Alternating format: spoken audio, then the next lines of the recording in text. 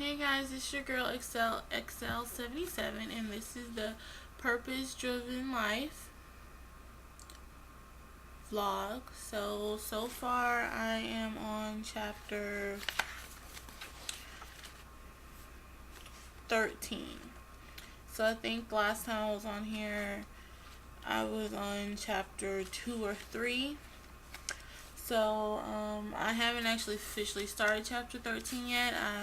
That's the chapter I'm about to read now. But I'll just backtrack really quickly. Day 12 was thinking about my purpose, and question to consider was, what critical choices would I make today in order to grow closer to God? And I think, with reading this book, this is my third time trying to read this book, and this is the farthest I've ever gone. And, just the more that I read it, the more, I start applying it to my daily life and my situation, and thinking about, my purpose, because we all have a purpose. And, the book states that when trying to discover your purpose, look into yourself first. You're automatically going to get it wrong, because we did not create ourselves. So how can we tell ourselves what our purpose is? So the chapters I'm reading now are talking about becoming best friends with God, how to get closer to God. And chapter 11, questions to ponder, is what can I do to remind myself to think about God and talk to Him more often throughout the day? I like that chapter because it points out that we worry and think about the same thing, and it stays on our mind day after day after day after day. However, if we just replace that worry with God, and every time a worrying thought pops into our head, if we just, instead of saying, oh Lord, what am I going to do about this, we just say, oh Lord. Instead of saying, I don't know what I'm going to do, just say, I know God. And God will make a way. God will make a way out of no way. Just when you think there's no way, it's not going to happen, it's not going to work, God will show up and show out in the midst of the storm. And sometimes, I know it's hard. It's very hard. Life throws you curveballs. You don't know what to do. You don't know what to say. I've been in situations where I just, threw up my hands. Lord, you're the only one that can bring me out. You're the only one that can resolve this issue. There's no one else. And sometimes and you know what? That is all God wants. He wants you to seek Him first. And it's sad that sometimes, and I'm guilty of it too, that sometimes we have to just throw our hands up and try everything and then try God. When we should start at the source, God. And it also, in my spirit, I was just thinking about, peace. God can give you peace that passes all understanding. Even when you're going through a season of a storm, God can give you peace to walk through that season.